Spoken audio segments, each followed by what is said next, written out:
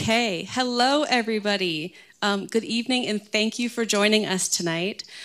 This reading, discussion, and book signing with award-winning author Curtis Chin are presented as part of the public programming for the MSU Museum's current exhibition, Food Fight. This exhibition on global food systems, global food production and consumption, and our complex relationships to food is on display now through the end of June. Food Fight is made possible by MSU FCU with additional support from Choose Lansing and the Michigan Arts and Culture Council. For the program this evening, the museum is delighted to partner with MSU Libraries, the Office of China Programs, Asian Pacific American Studies Program, the Department of English, the Writing Center, and the Center for Gender in Global Context. Founder of the Asian American Writers Workshop in New York City, Curtis Chin served as the nonprofit's first executive director. He went on to write for network and cable television before transitioning to social justice documentaries. Chin has screened his films in over 600 venues in 20 countries. He has written for CNN, Bon Appetit, the Detroit Free Press, and the Emancipator Boston Globe. A graduate of the University of Michigan, Chin has received awards.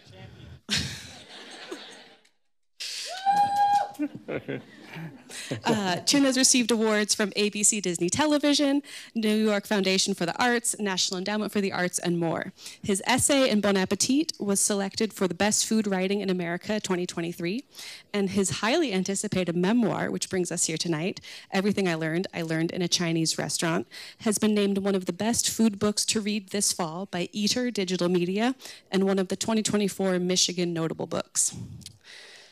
Joining Curtis Chin in conversation is Professor Tim Retzloff, who has taught history and LGBTQ studies at Michigan State since 2014.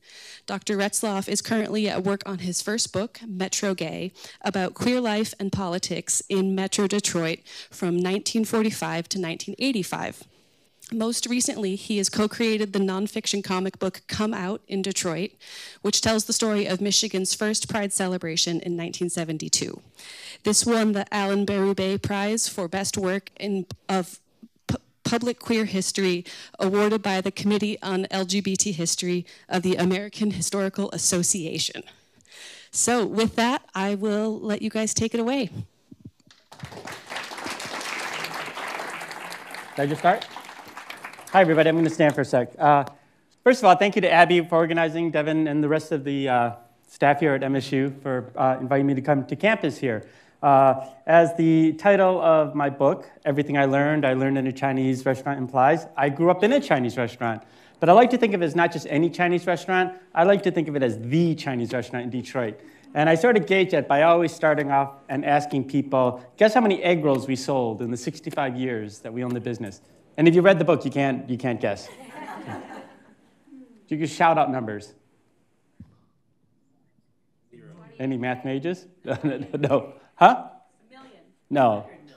100 million? No. We sold over 10 million egg rolls. And these are like all handmade, the skin, and even the sauce. And so it was a really great place for me to grow up, this restaurant.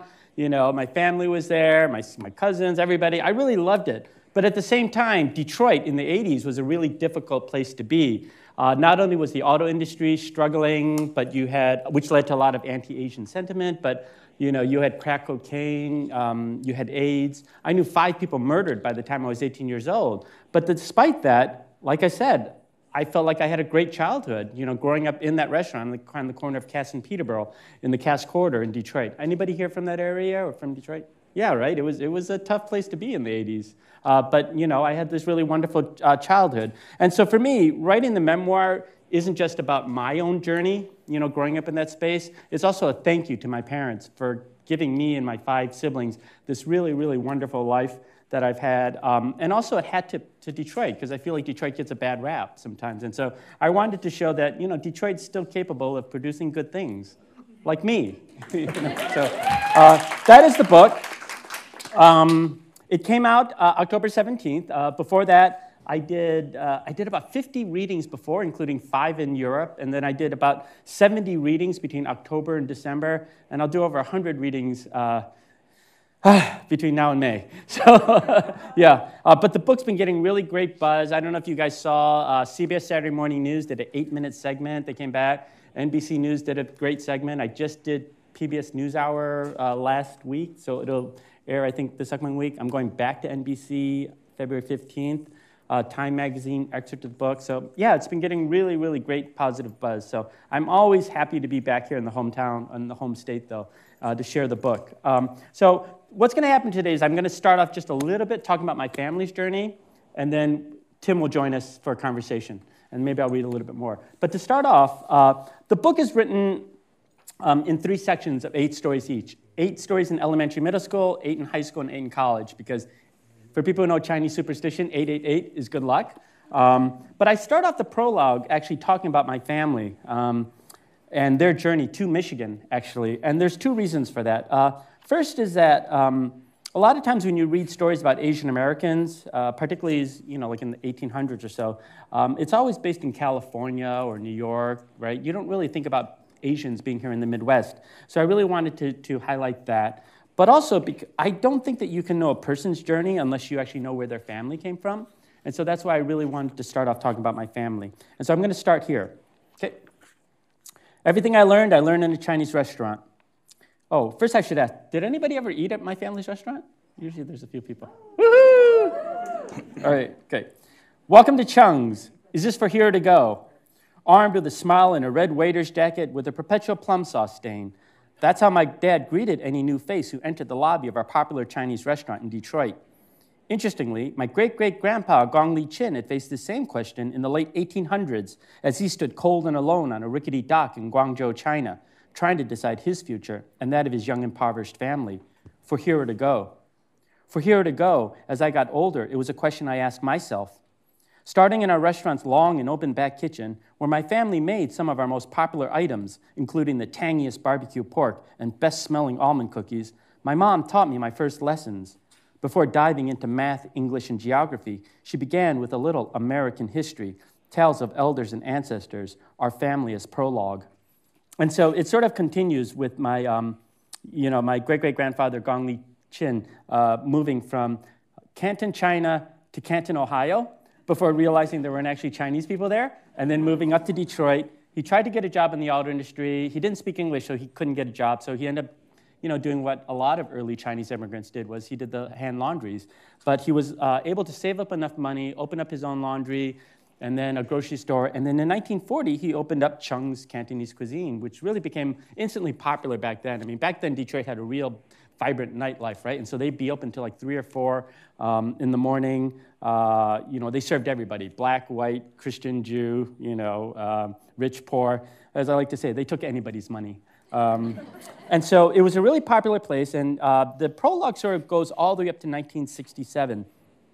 So around that time period, America was having a lot of racial strife, a lot of tension, and Detroit got hit pretty bad, right? I mean, the National Guard was called out, people were being killed, and so for the first time ever, my family actually had to close the restaurant for 5 straight days.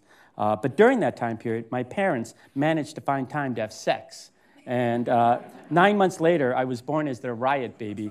And so sometimes people ask me, why do you talk about race so much? Why do you talk about social justice? And I always say, well, without that incident, I probably wouldn't be around. So I kind of have to do it. So that's what the book is about. It sort of follows my journey with that fundamental question, for here to go. As I said, I love the restaurant. Everybody's there. I get all this free food. But at the same time, the city of Detroit's having these real difficult times, And I'm also struggling trying to come out, with my own sexuality and things like that. And so that is the journey of the book, for here to go. And I think that's something that all of us think about at some point in our lives, right? And so happy to be here to have this conversation with you all and to be with Tim. Thank you.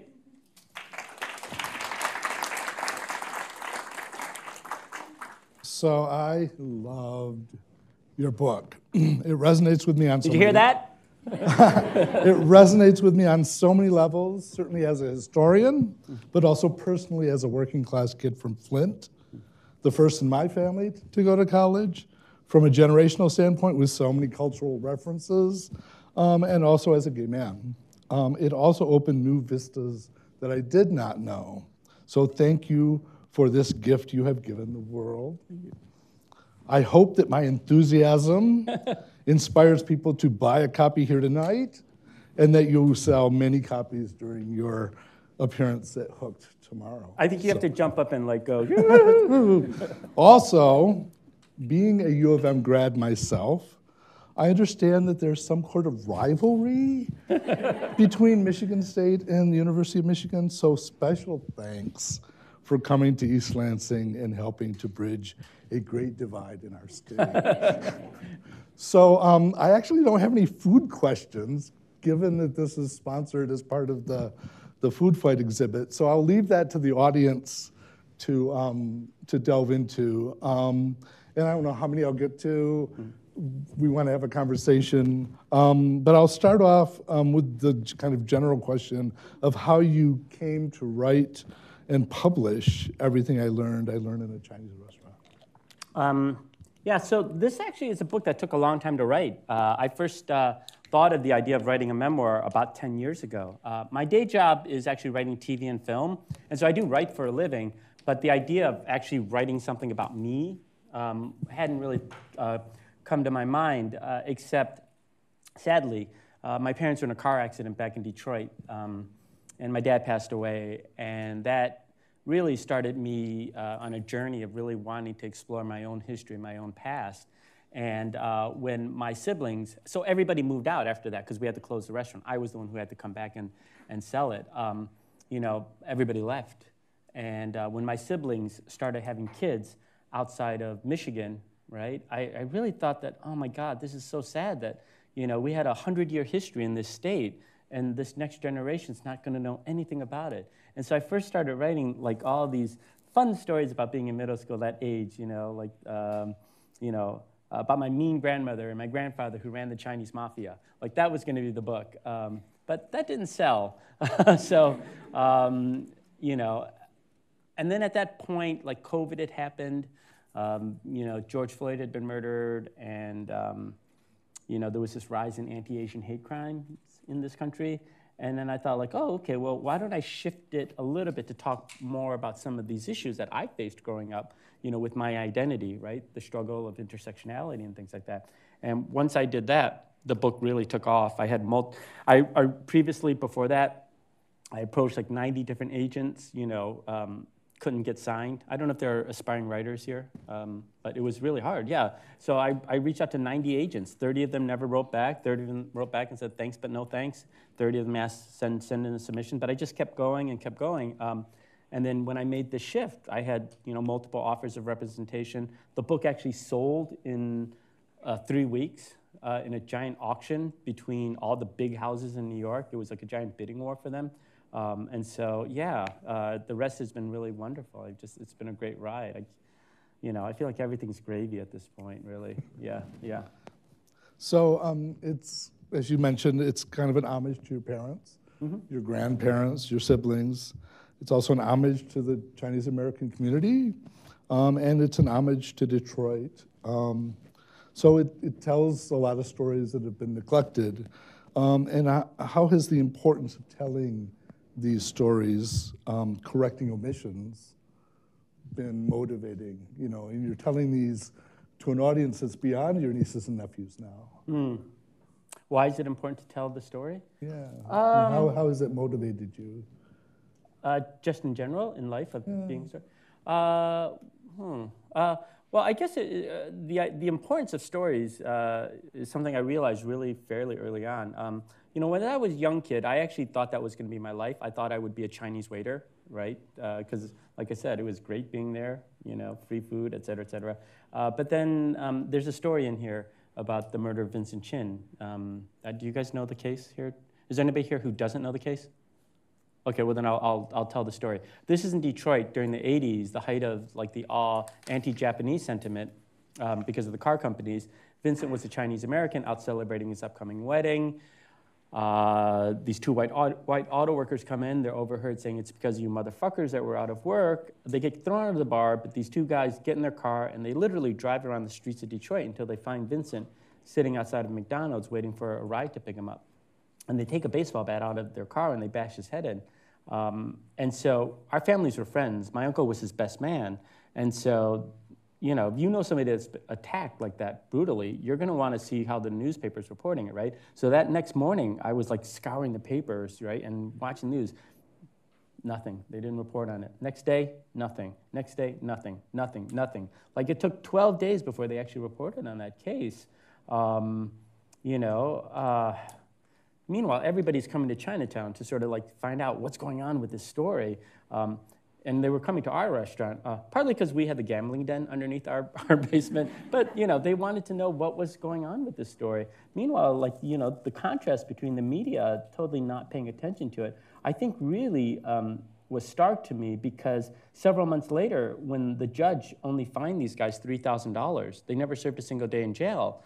The judge's rationale was that you don't put these type of people in jail. He literally said that, and he was talking about white middle-class people, with jobs. And I just feel like if the media had done a better job of telling, not just Vincent's story, but like the Asian American community story in general, that I don't think that judge would have ever given that sentence, right? Because he would have seen, how this case impacted our community. He would have seen Asian Americans as being a part of the community, all right? And so that, to me, was the start of like this idea of like, oh, it's very important that we get out, the stories from our community. So back then, I'm 14 years old, it's the 80s. I lugged out the typewriter. Do you know what that is? Like those old things? I know what it is. Right? I lugged out the typewriter from the kitchen to the dining room, and I would just write these like letters to the editor.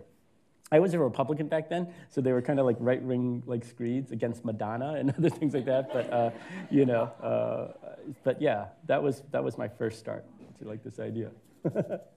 So he's done an interview with Judy Tzu Chun Wu that's on the Out History website. That's really wonderful.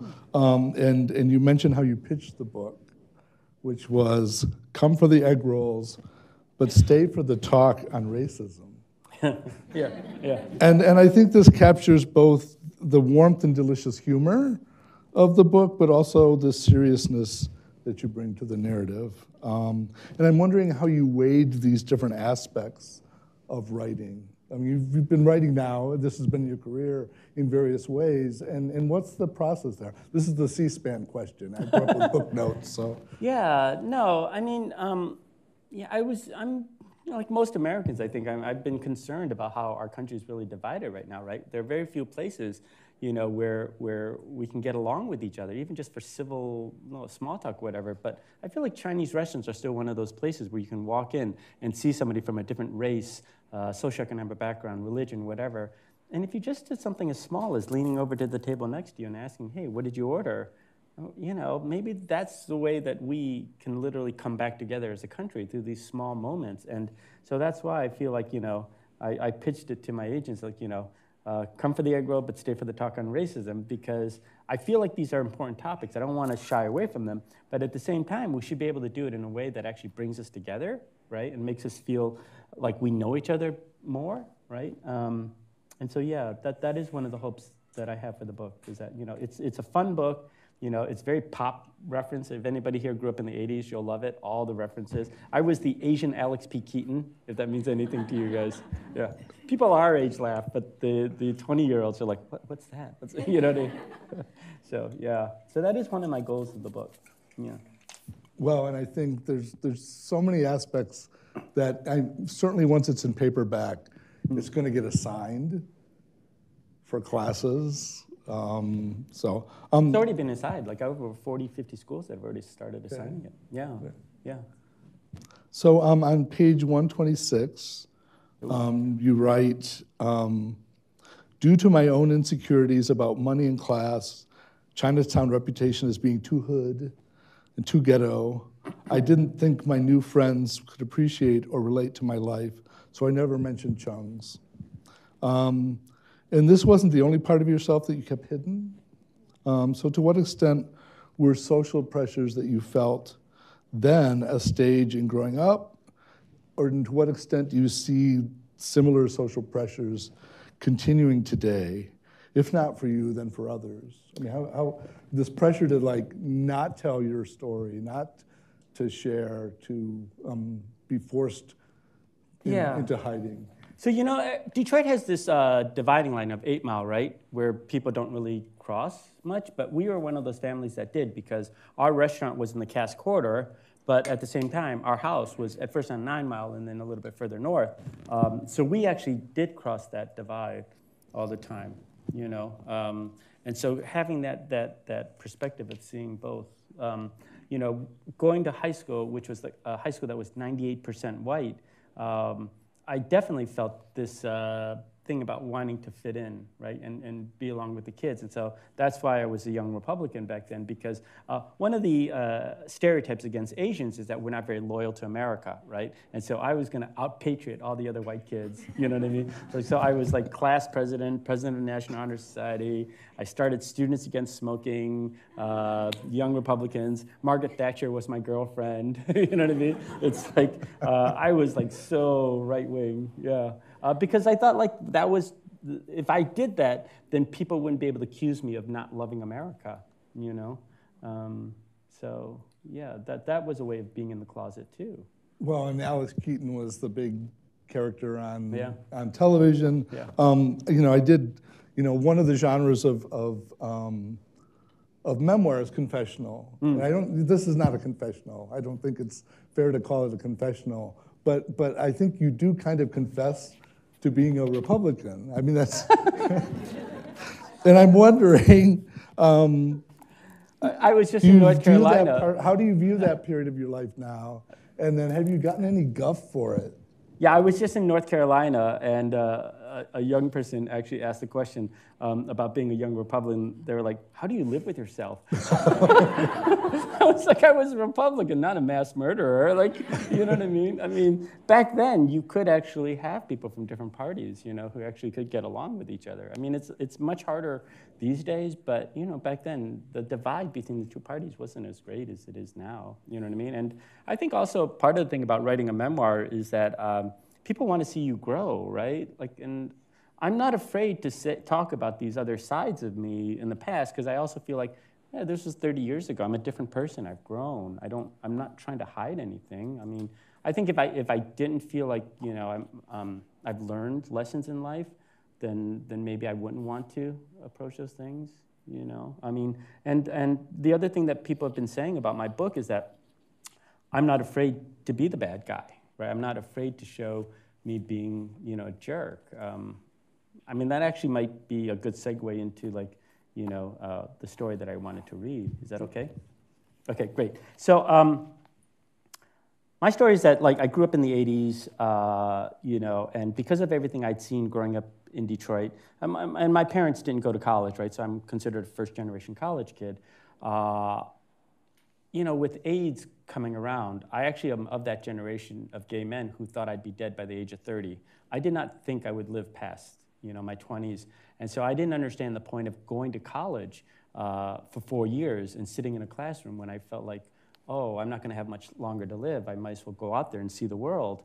But my mom, who had a prearranged marriage with my dad from Hong Kong. She had to come to Detroit, a city she'd never been to before. She had to drop out of high school. She just didn't have very many opportunities in life. And for her, getting an education was really, really important to her. And she really just stressed it to us. You know, her mantra in life was like, work hard, you know, obey your elders and be quiet, right? Very self-serving. But, you know, and she just really wanted us to go get a college education. And so I rationalized, like, what is giving up 4 years of my life for a woman who's given up her whole life for me? So I said, okay, I'll apply to college, but I had the caveat. I said, okay, I'll apply to college, but if I don't get in, then I'm not going. And I'm only applying to one school. So pick wisely. And so she said, you're applying to Michigan. And so I applied to Michigan, and sadly I got in. And so I went off to school. I didn't know what I was going to study. I was one of those kids that actually had to work, you know, full time. So I worked during the day, and I would take like night classes. And you know, interestingly, there are a lot of creative writing classes at 6 p.m. for some reason.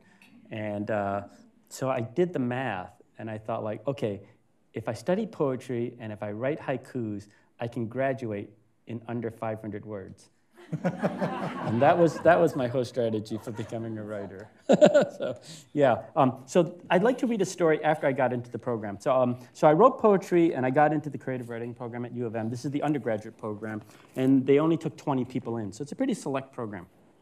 So I'm going to read a section from this story. One thing is that all the chapters are labeled like a Chinese menu, so they won't make sense to you, but this is chapter M7. Okay. Okay, let me take off my glasses. Okay.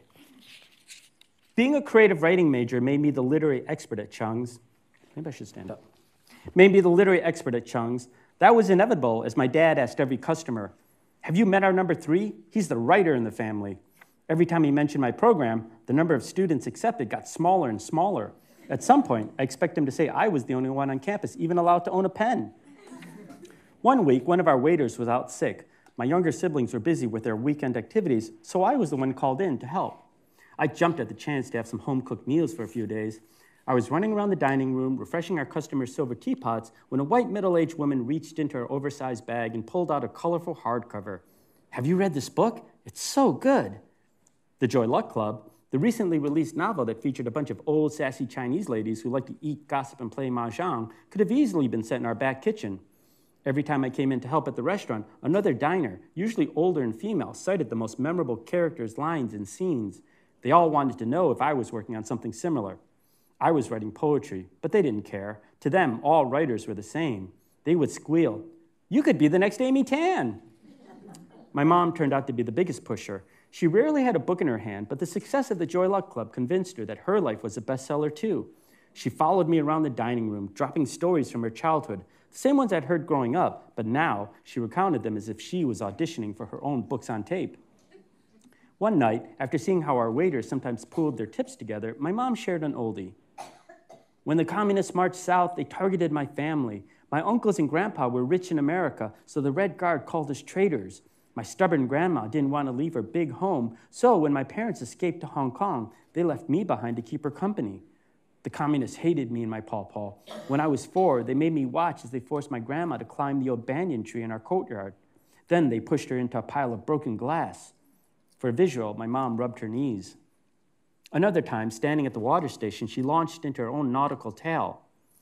"When I was 5, my uncle in America paid $25,000 in renminbi, a king's ransom in people's money, to a local fisherman to ferry our remaining family out of China. After a long ride tucked under the planks of his fishy fishing boat, we came up for air. But we weren't in Hong Kong. The traitor had turned us into the authorities. In jail, I had to sing Communist Party songs to earn extra rice for me and my grandma." Another chapter came as we stood beneath a painting of the Chinese countryside. "When my pawpaw and I were freed from jail, we found that the officials had given away our home to peasants. We were forced to live several villages away in a dirt hut with 3 other families. Whenever we went out for a pail of water, my grandma had to bend low to keep her head below the soldiers. Once again, she gave me a demonstration, this time bowing her head. Granted, my mom's epic saga interested me. Who wouldn't be intrigued by tales of prison cells, guns, and stolen ransoms? Even the parts about her mundane life in Hong Kong after she was reunited with her siblings and parents were amusing to me. But these were her stories, not mine. She had to tell them, not me. I was in school to find my own voice. I sat and listened, but that was as far as it would go. Toward the end of the summer, as I was at the back table sipping my red pop, stockpiling poems for the upcoming semester, my mom sat down. Before I could say anything, she started talking. I was a top student in Hong Kong. When Pepsi came to town, they held a big contest for students to draw a picture of their own school. Mine was the best at Sacred Heart. I won 6 cases. There were so many bottles, I had to give some to the nuns. I threw down my Parker pen, the one I treated myself to after getting into the program. Yes, and they kept burping all day. It was so funny. Ha ha, you've told me that story over and over, and I don't even like Pepsi. I prefer Coke. My mom's shoulders shriveled. The shine faded from her rosy cheeks. You don't want to hear my story? I tensed up. I do, but I'm behind on my own stuff. Between working at Drake's, the Journal, and Saving the World, my schedule was packed. On top of that, my workshops in the fall were advanced. Still insecure about my place in the program, I put pressure on myself to create more interesting writing by staying up late and scribbling in my notebook every detail of my life. But no matter how hard I tried, working harder could not produce a better poem. My mom lifted herself off her seat. The glint in her eyes orphaned me. Her 42 years of life flashed before my eyes. She'd gone from Guangzhou to Hong Kong to Detroit and spent the past 2 decades raising her 6 children in a hostile foreign land. She tried to prove her life had worth, that it hadn't gone unnoticed, and here I was, the ungrateful son, writing it off. Her lips quivered in a soft murmur. I hastily picked up my pen, backtracking. Go ahead, Mom, I'll write it down this time. My mom bowed her head as if I were one of the soldiers holding a gun to her temple, ordering her to sing. No, you go on. you do your own thing. I reached out my hand, but by then she had disappeared through the black swinging door, leaving only the rattling from the kitchen, the clanging walks and rumbling dishwasher. I sat there, upset at myself for being so inconsiderate. Everything I had done in the past 3 years had been for her, but it seemed as though I had failed the final test. My education wasn't just to help me get a better life. It was for my whole family. We were a team. We were the 8 immortals. How could I let them down? I needed to make things right, but I knew that, like most disappointments in our house, apologies were never spoken. Only deeds would bring about reconciliation.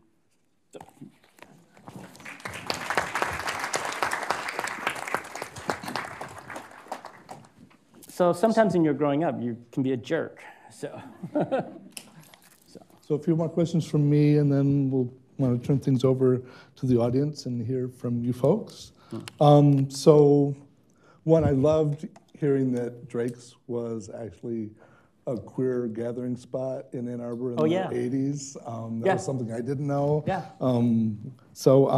At U of M, your creative writing instructor outright accused you of plagiarism because your writing was so good. Yeah.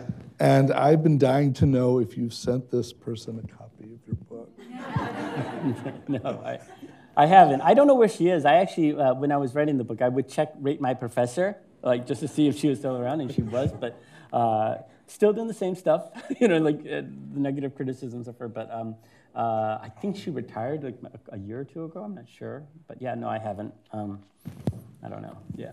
Okay, well, let's talk a little bit about your tour and how different audiences, especially Michigan audiences, have responded. You touched a little bit on it. But. Everybody loves the book. That was a joke, sorry.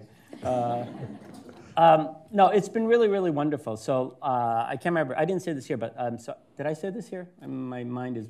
So I did already about like 120, 30 readings already. And it's been really wonderful traveling around. Obviously, being back home is always nice and touching. But you know what? There's a lot of Detroiters who've really scattered, and that's been nice too.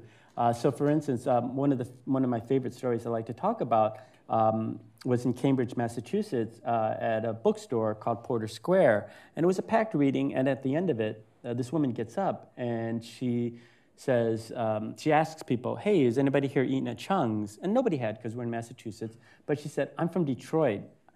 I grew up there. That was my favorite restaurant. My family would go there every week," right? And then she said that, her mom has dementia now. But then when she told her mom that she was going to the reading from one of the kids from Chung's, her mom started recounting all these vivid details about the food, like specific details about it. And she said that she felt like she had her mom back for the first time in a long time. And I've always loved growing up in a restaurant. I've always loved that relationship between like service and giving to our customers. And I knew that, we had people that had been coming, for generations. But to hear a story like that, it's just,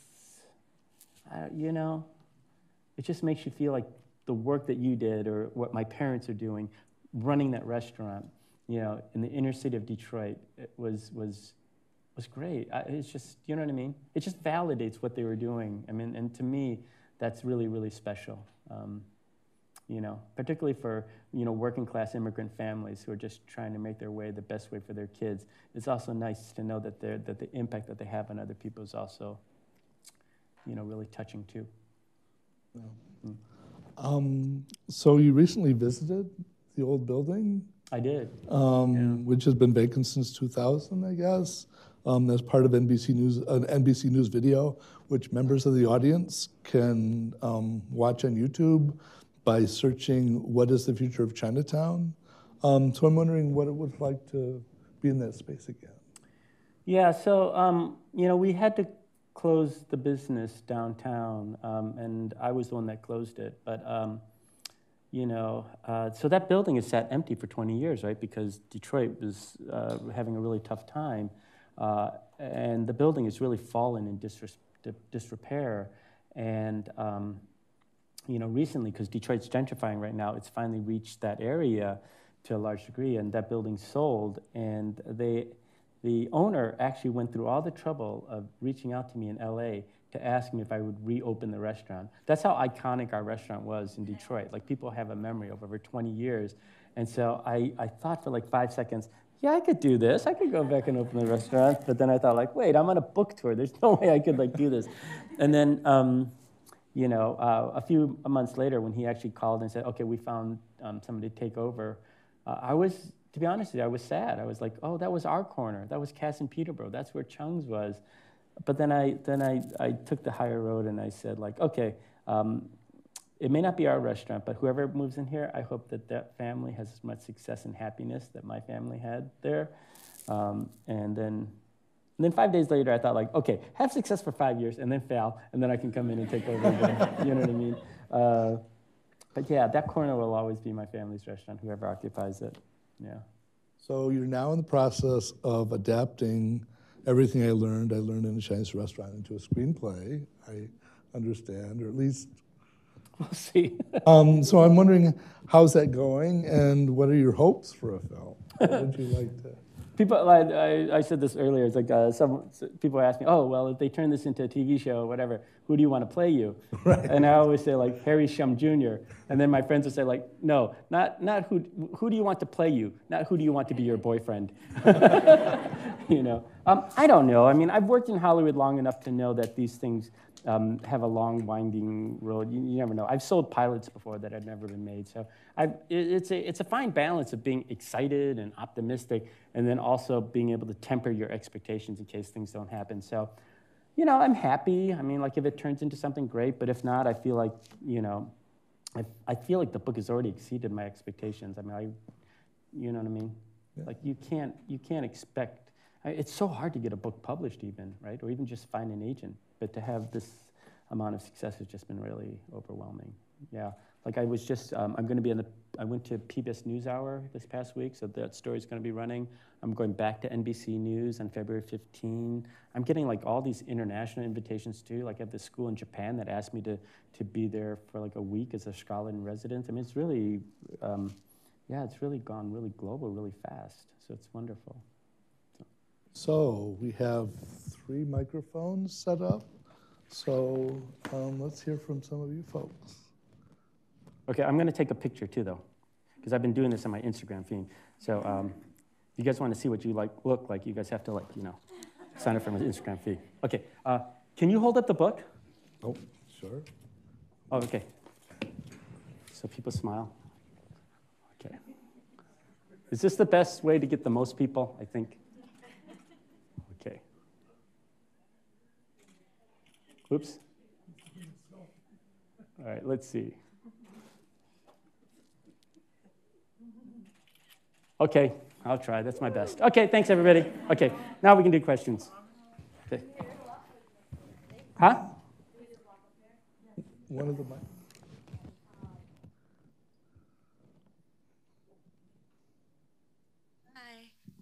Hi. Hey. I'm super glad I came. I've also been working on writing some of my own stories and that whole excavation and exploration process.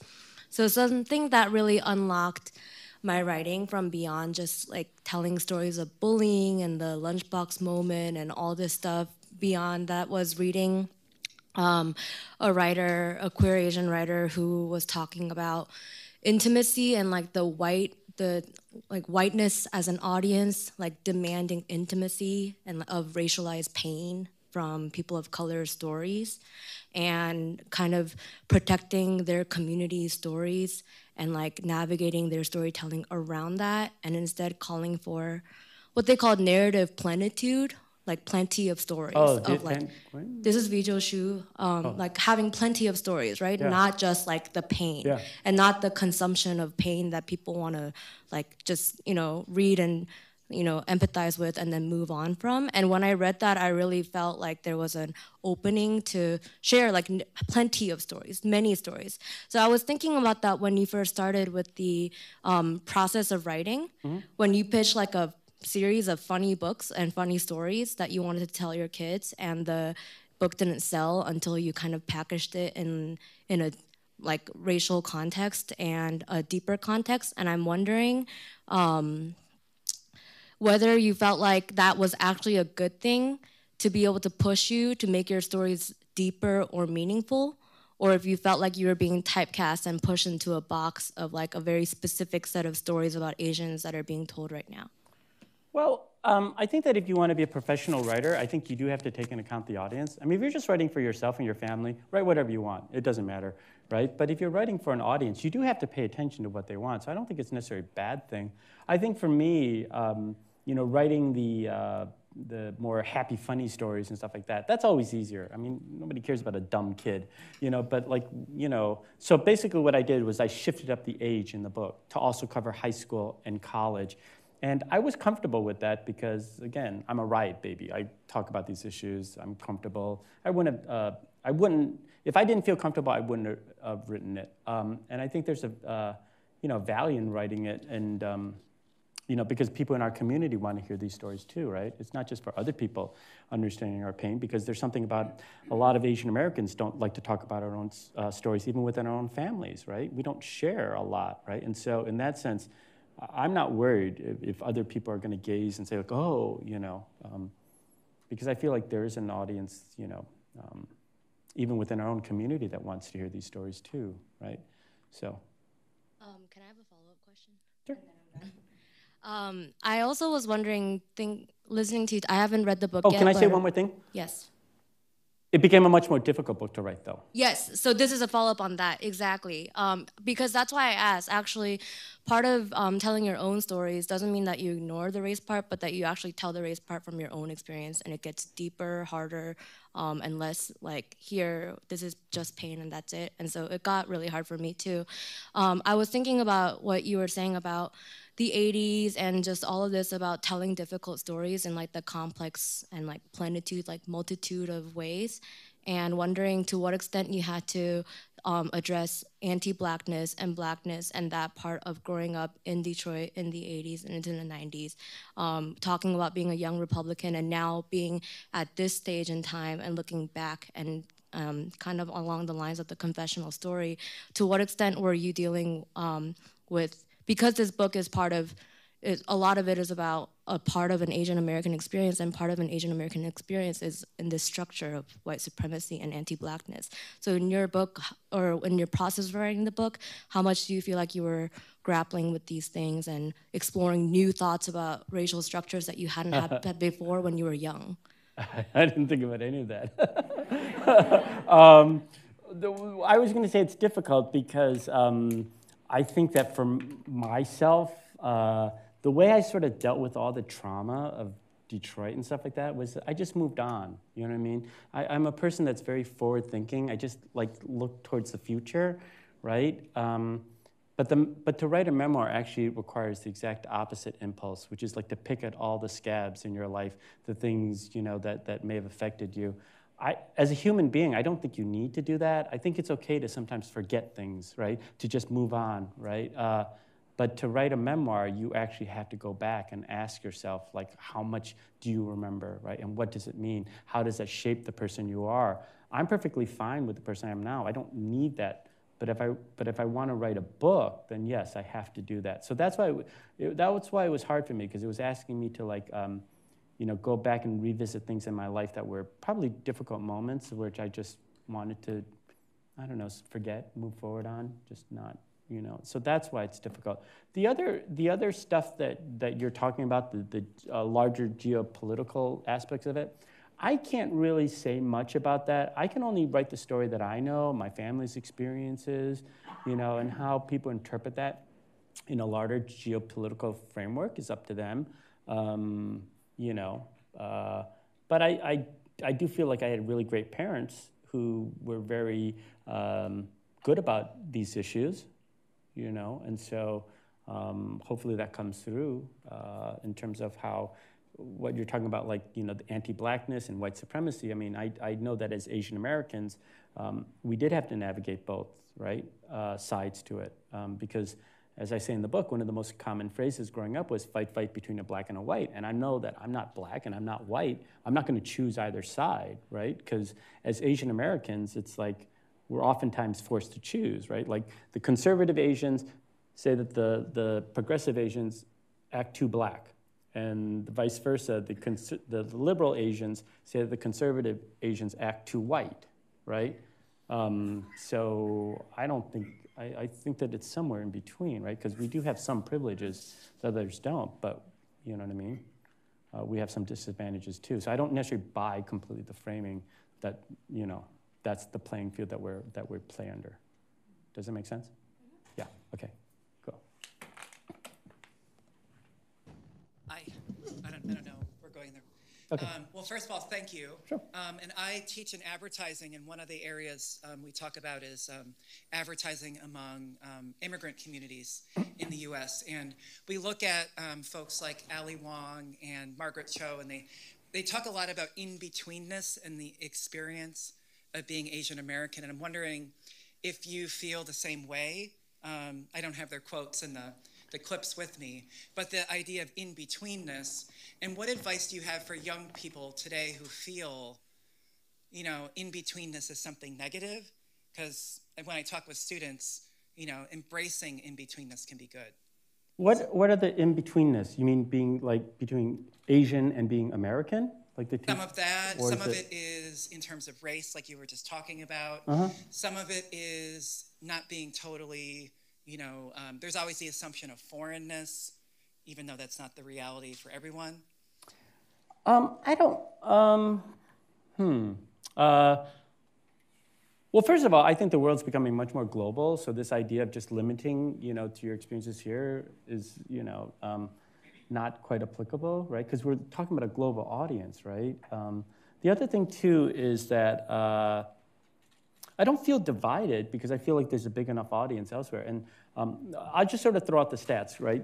Like in terms of breaking in as a TV writer and how do you get a job, doing that kind of stuff. The comparison of how the audience has shifted, right? And why it opens up opportunities for people like me. So when I was a kid watching TV, right, several key data points. You had maybe 70, 80 shows on a year.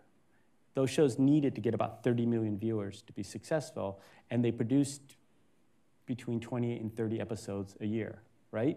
By the time I broke into TV, you know, about 15 years ago, those numbers had dropped, where you'd have maybe 100 shows in production, so that went up, but the number of episodes had dropped to 22, and the number of viewers necessary to succeed as a show had dropped to 8 to 10 million. This past season, because of streaming, there are over, by some counts, some people say there's over 600 shows in production, right? They do 8 episodes, right, or 10 episodes, and the number of viewers you need to succeed is only 1 million to get renewed, right? So when you're talking about smaller communities like the Asian American community or the gay and lesbian community, we can hit those numbers. We don't have to, like, you know, feel divided or like we have to, like, you know, change our point of view to appeal to a mass audience or a general audience. We can speak to ourselves and our communities because they're large enough to sustain shows. The drawback, though, for people who are trying to pursue writing as a career is that because they're only producing 8 episodes a year, it's much harder to make a living. The chances of you getting your show on the air are much higher, right? Because they need so many shows. But the chances of you making a living off of it is much harder because they're not producing enough episodes. They've chopped off the, you know, number of weeks in pre-production. There's no syndication money. That's what all the strike was about this past time. So, so maybe it'd be interesting to hear what Ali Wong might say about that now. Like, is that an old quote? I mean, because she just won the Emmy for a show called Beef. You know what I mean? Yeah. Did she feel divided doing that? Yeah. Yeah, that was pre-2020. Yeah. Yeah, a lot has changed in the last 3-5 years. After Crazy Rich Asians, after, you know, Everything Everywhere All at Once. I mean, you know, it's been warp speed for Asian Americans working in Hollywood in terms of representation and things like that. So, yeah, it'd be interesting to see if she's changed her mind. Hi. Hi. As someone else passionate about writing, I was just curious what your favorite part of the writing process for this book was. You know, even though, oh God, even though I don't write poetry anymore, I still feel like just the writing, the words, the language, just being alone, and just when a line just falls into place, and you feel like that's the perfect phrasing, you know. Like, that's the one people are going to be quoting, you know, 50 years from now. When I stumble upon something like that, then that's still the best part about it, yeah. I still get a lot of joy out of writing. 'Cause, you know, it's interesting because a lot of people ask me, well, do you ever get writer's block and stuff like that? And I would say, no, I never have writer's block. I always have fun doing it. So, yeah. What do you write? Fantasy. Oh, fantasy, yeah. Yeah. Yeah. There's a big audience for that, so good luck. Mm-hmm. Hi, thanks so much. This has been terrific. I love the part of your book where you're writing your editorials. You're like angry editorials, and I'm like mad, and I'm gonna write it. And I love that. And one of the parts that really made me giggle was your real animosity towards Madonna. Like, what is up with that? What do you? I thought that was really hilarious. And no morals. If you have any the moral sense decline of why America. you were so after her? Yeah. Well, I was more conservative back then. People were being very loose, and people were starting to date and like doing all kinds of naughty things. There was like bad role model. But by the end of the book, I started, dancing to her song Vogue. So I did. That's part of the journey too. You can chart my progress via Madonna, and how I related to her. Yeah. Are you going to her tour? What? Are you going to her tour? Her tour? She's on tour. Yeah, maybe. Okay. Well, you're defending her. Okay. Obviously, you write about being in a Chinese restaurant in Detroit, which yes. is the Midwest, and as you talked about, not always a place that we think of as a hotbed of Asian culture. Could you talk a little bit about either your experience or your experience going to restaurants now that you're on a coast? Oh, yeah. People always ask me, like, am I a real... people are nervous around me when I go around Chinese restaurants because they think I'm going to judge the food and everything. But, if you read the book, you'll know that, like, I'm actually the worst cook. Right? Like, I don't know how to cook. Everybody in my family could cook except for me. I was the one who was always banished to the dining room whenever they were, like, cooking something. And so I say, like, no, I'm actually really quite generous when going to Chinese restaurants because I'm not a cook, so I'm very generous. But where I am really tough is on service because that's where I was. Like, so I get really anxious and nervous if it's really bad service, So that's the only thing I would say about that. Because, service is really important too. I will put up with mediocre food if the service is really great, but I won't do the opposite. Like, I don't care how great the food is. If it's really bad service, I'm not going back. Yeah. Have you found almond boneless chicken anywhere outside of Detroit? It's so funny. I just came from North Carolina, and 2 people in the audience insist that they had a restaurant in North Carolina, and then someone said, oh, I'm from Atlanta, we had it there, although they called it almond fried chicken. You know what I mean? But they said it's the same thing. It's gravy, with like a bread. So maybe it's getting out there. I did do a podcast for a show called America's Test Kitchen. It's a cooking show on PBS. Oh, yeah, so this is the food discussion, so this is perfect. Yeah, I did a podcast about it because my grandmother used to say that we invented that dish. You guys are all from Michigan, right? You guys know almond boneless chicken, right? So it's a dish that you really can't find anywhere else outside of here. At least that's what I thought.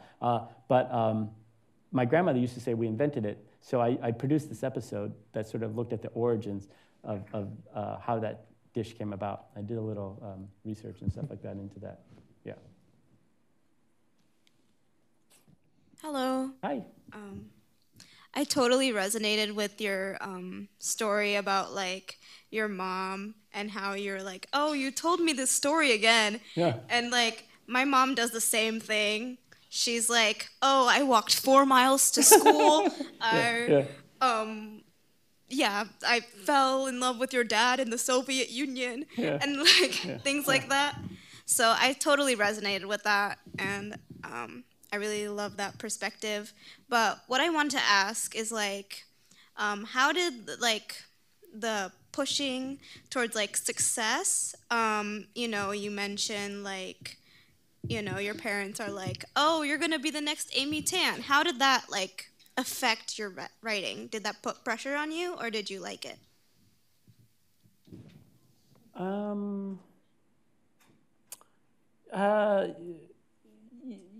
They don't really pressure me now. Is that what you mean? Or you mean like when I was first starting to write?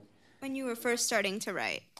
My dad was really great. He was just a cheerleader. He, even though he would have wanted us to inherit that restaurant, because it was founded by my great-grandfather, he really wanted to continue, but he also wanted us to know that we could do whatever we want in our lives. And so he was always really supportive. I mean, whenever he met anybody in the dining room, he would ask them for help or connect me with people, et cetera, et cetera. So they were always really supportive. But I don't think they, except for my mom, like trying to get me to write her story, which she ultimately succeeded. Like 30 years later, I did write her story. She got her way. But yeah, no, they've just always been really great. I also didn't have that pressure of, how sometimes with Asian families, they say, like, oh, how did it feel having, parents? Do they support you as a writer? And I always say, like, well, my parents had 6 kids. I think they felt they could afford to lose one. And so, they never really pressured me at all. Okay. Thanks. Thanks for answering my question. Yeah.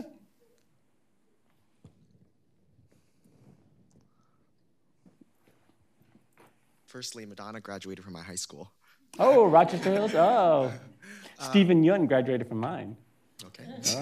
Oh. My question is, and this is something I always ask people who are also ABC, which is, especially myself being LGBTQ and Chinese as well, like navigating through that as both a person of color, but also LGBTQ. Like, how did you, especially in the 70s, where, of course, it was a much harder time than now, navigating through that because, especially in the Asian American community, being LGBTQ is still a taboo topic in many discussions still. So I'd love to learn more about your story with that and how you really navigated through that. Being gay in the community? Yeah, but also being LGBTQ within, but also being Chinese at the same time. Well, I think that my experience is really shaped by AIDS in the 80s, so I don't know how much it's connected. And you're from around the same generation too, right? I really feel like that defined so much, just this fear, you know what I mean, this sense. Because I think with younger gay people, they're taught this phrase, it gets better, right? And hopefully it does. But I don't think that's something that people from my generation felt, was inevitable. And I try to think back in my childhood, like, what were the things that gave me hope? I didn't think I really had any as a gay person. Do you know what I mean? Because literally everybody was dying, at a young age. So I think that shaped it more so than anything. The idea of being gay in an Asian context, and I talk about this in the book. My family's Buddhist. We don't really have, they never said anything anti-gay at all. I think that me staying in the closet was really just more of a product that I never wanted to do anything to disappoint my parents. It was very clear to me that my parents had sacrificed so much for me that I just didn't want to do anything that would make them feel like they had failed, So yeah, I think that was a pressure more for me, that I internalized probably. Thank you so much. Mm-hmm. Yeah. So Curtis is going to be signing books now till 8:30 or so. So I want to thank everyone for attending today. Thank you so much, Curtis, for having this discussion, and of course for writing the book.